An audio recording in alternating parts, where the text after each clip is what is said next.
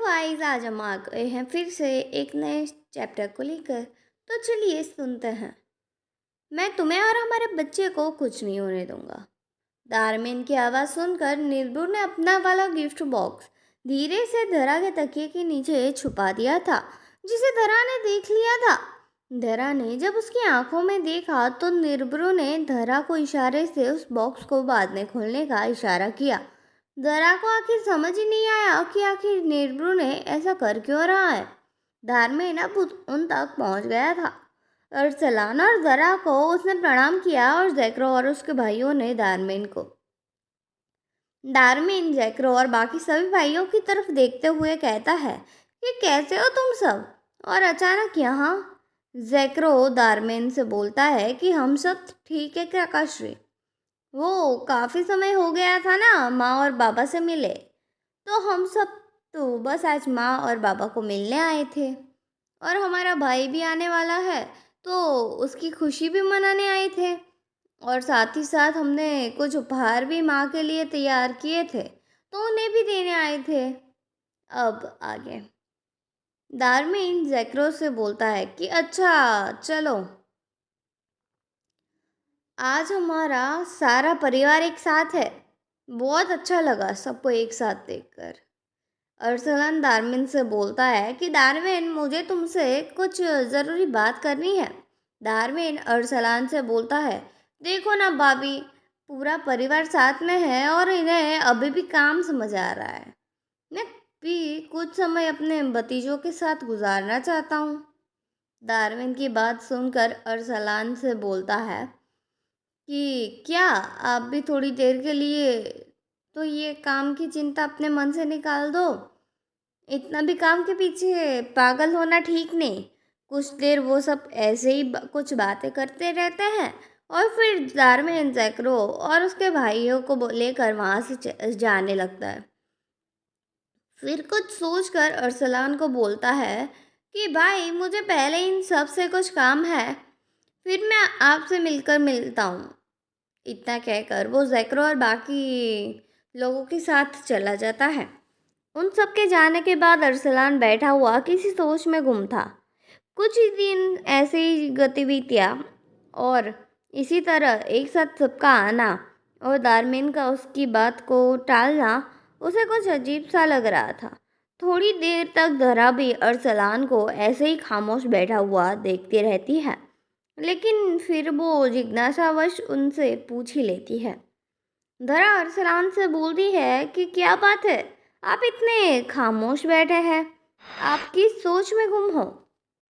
धरा की आवाज़ सुनकर वो अपनी सोच से बाहर आता है और धरा से मुस्कुराते हुए बोलता है कि कुछ नहीं जान, बस ऐसे ही अपने परियोजना के बारे में सोच रहा हूँ।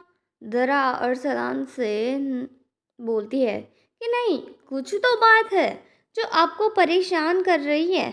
कुछ दिनों से मैं देख ही रही हूँ कि आप कुछ परेशान से लग रहे हैं अपनी बातें और अपनी हंसी से। आप मुझसे कुछ नहीं छुपा सकते। सच सच बताइए, क्या बात है। अरसलान धरा की बात सुनकर अरसलान धरा की तरफ देखने लगता है और उनसे बोलता है, देखो धरा, तुम्हें इस परिस्थिति में ज़्यादा नहीं सोचना चाहिए। तुम्हें मुझ पर विश्वास है ना, मैं सब संभाल लूँगा। मैं तुम पर और हमारे पुत्र पर कोई भी आँच नहीं आने दूँगा। अरसलान की बात सुनकर धरा अरसलान की आंखों में देखते हुए बोलती है कि मुझे आप पर पूर्ण विश्वास है, परंतु मैं जानना चाहती हूँ कि आपको मेरी सौगंध है। धरा की बात सुनकर अरसलान धरा से बोलता है कि ठीक है। अच्छा, एक बात बताओ, क्या तुम्हें हमारे 6 पुत्रों का ऐसे एक साथ आना कुछ अजीब सा नहीं लगा। अरसलान की बात सुनकर धरा अरसलान से बोलती है कि उसमें क्या अजीब सा है, वो हमारे पुत्र हैं तो हमसे मिलने आए थे। अरसलान धरा से बोलता है कि क्या उनमें से किसी का व्यवहार और दारमेन का उनको अपने साथ ले जाना तुम्हें कुछ अजीब सा नहीं लगा। धरा सोचते हुए अरसलान से बोलती है कि हाँ, शायद निर्भ्रो जब मुझे उपहार दे रहा था तो दारमेन की आवाज़ सुनकर उसने वो उपहार छुपा लिया और उसने मुझे उसे बाद में खोलने का इशारा किया था। अरसलान धरा की बातों को सुनकर धरा से बोलता है, ज़रा दिखाना वो उपहार क्या था। फिर ज़रा अपना तकिया के नीचे से वो छोटा सा बॉक्स निकालती है और अरसलान को दे देती है। अरसलान ने उस बॉक्स को लेकर खोला तो उसमें एक से निकलती है एक गुप्त संदेश के साथ निर्भ्रू की हेलोग्राफिक इमेज, जो उसने अपने जादू के जरिए उस बॉक्स में बंद की थी। निब्रू ने हेलोग्राफिक इमेज बोलती है कि आप दोनों को मेरा प्रणाम। पिताश्री, यहाँ एक बहुत ही बड़ा षड्यंत्र रचा जा रहा है जिसमें माँ और उनके घर में पल रहे शिशु के प्राणों पर संकट है। आप अपने लोगों से सावधान रहें। मैं विवश हूँ, इसीलिए प्रत्यक्ष रूप से आपकी कोई सहायता नहीं कर पा रहा हूँ, परंतु मैंने अपने जादू की ऊर्जा से एक सुरक्षा कवच का निर्माण किया है जो इस बॉक्स में एक मणि के रूप में है। इसे धारण करने से ये एक की रक्षा कर सकता है। आप सावधान रहे। इतना कहकर निर्भुण की हेलोग्राफिक इमेज अदृश्य हो जाती है। दरा ने जब उस संदेश को सुना तो उसने अपने पति की चिंता का कारण पता चल गया। उसे ये सुनकर बहुत ही आघात पहुंचा और जिनका निर्माण उसने अपनी और अपने पति की ऊर्जा से किया, आज वही उनके विरुद्ध षड्यंत्र रच रहे हैं। परंतु क्यों? उन्हें क्या चाहिए? और इन सब से पीछे मुख्य हाथ किसका है, ये वो समझ ही नहीं पा रही थी। अरसलान ने निर्भ्र का संदेश सुनकर बॉक्स में देखा तो उसमें एक लाल रंग का चमकता हुआ मणि दिखाई दिया। मणि को देखकर अरसलान का ध्यान धरा की तरफ गया, जो आंखों में आंसू लिए उसी की ओर देख रही थी। धरा को अपनी ओर देखता पाकर अरसलान धरा से बोलता है कि अपने पास आपको संभालो धरा, मैं तुम्हें और हमारे बच्चे को कुछ नहीं होने दूंगा। इतना बोलकर अरसलान उसके पास जाकर उसके आंसू पोंछता है और उसे गले लगाकर उसे सांत्वना देने लगता है। थोड़ी देर दोनों चुप रहकर एक दूसरे की बाहों में बैठे रहते हैं। दरा अरसलान के कंधे पर सर रखकर अरसलान से बोलती है, ये सब क्या हो रहा है? जिस ग्रह को हमने अपने प्रेम से सींचकर स्वर्ग से भी सुंदर बनाया, वो आज नष्ट होने की कगार पर है। जिनका निर्माण हमने अपने प्रेम और ऊर्जा से किया और अपनी सारी शक्तियाँ दी, आज वही हमारे विरुद्ध खड़े हो गए हैं। मुझे तो अभी भी विश्वास नहीं हो रहा है। अरसलान दरा की ओर देखते हुए बोलता है, ये सत्य है दरा। मुझे कई दिनों से इस बात का आभास हो रहा था और इसी विषय में मैं दारमेन से बात करना चाहता था, लेकिन उस समय उसने मेरी बात को टाल दिया था। धरा अरसलान से, क्या इन सब में हमारी संतानें भी शामिल हैं? अरसलान कुछ सोचकर धरा से बोलता है कि निब्रू की बातें सुनकर तो मुझे कुछ ऐसा ही लगता है, परंतु अभी विश्वास के साथ कुछ कह नहीं सकता कि कौन है इस षड्यंत्र के पीछे। परंतु अगर ये सत्य है कि हमारे पुत्रों का इसमें कुछ हाथ है, तो क्या क्या कारण है कि हमारे बच्चे हमारे ही विरुद्ध हो गए हैं? और इस सब में मुख्य किसका हाथ है? निब्रू के कथन के अनुसार उसकी कुछ विवशता है। उसकी ऐसी भी क्या विवशता है जो इच्छा होते हुए भी वो हमारा पूर्ण रूप से साथ नहीं दे पा रहा है? ऐसे कई प्रश्न हैं जिनका उत्तर मुझे खोजना है। तुम अभी आराम करो और अपनी सारी चिंताओं को मुझ पर छोड़ दो। इससे हमारी होने वाली संतान पर भी असर पड़ सकता है। अरसलान कुछ देर धरा के पास बैठा रहा। जब धरा सो गई तो उसने धरा को अपने विश्वास पात्र सेविकाओं को उसकी देखभाल करने का कहकर वहाँ से अपने सीक्रेट लैब में पहुँचा, जहाँ उसने दोनों प्रोजेक्ट टाइम मशीन और महाअस्त्र पर वो काम कर रहा था।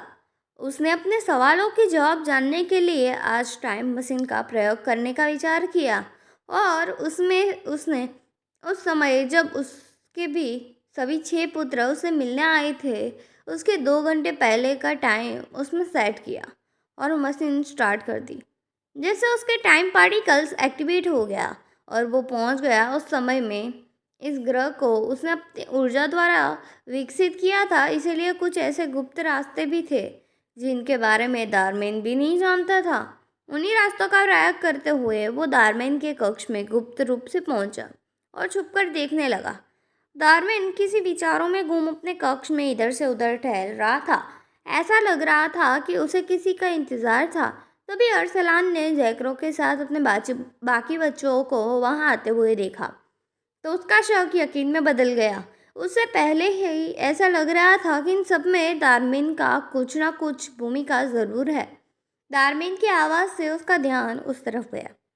दारमीन उन सभी से बोलता है कि आओ आओ जैकरो, मुझे तुम सभी का इंतज़ार था, आओ बैठो।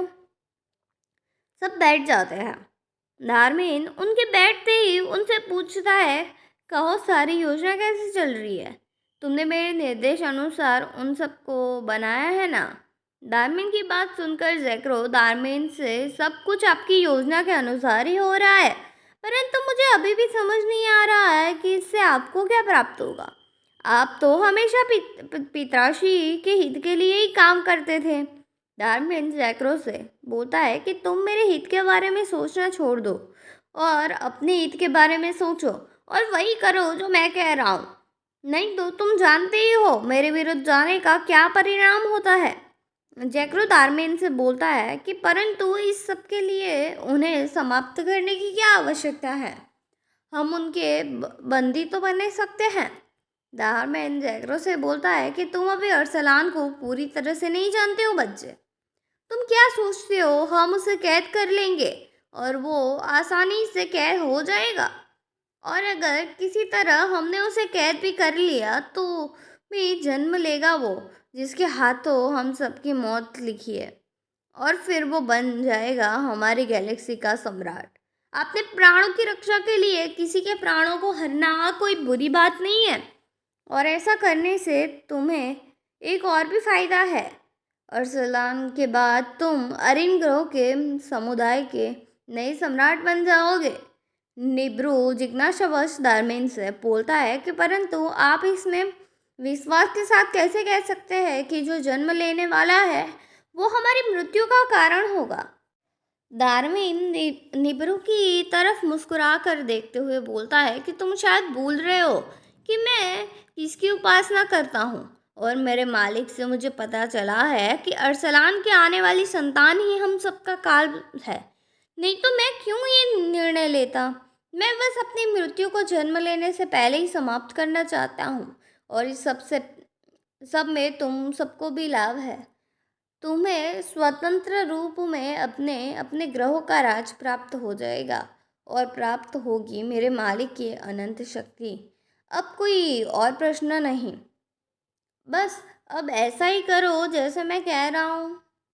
आज के लिए इतना ही, तो मिलते हैं अगले एपिसोड में।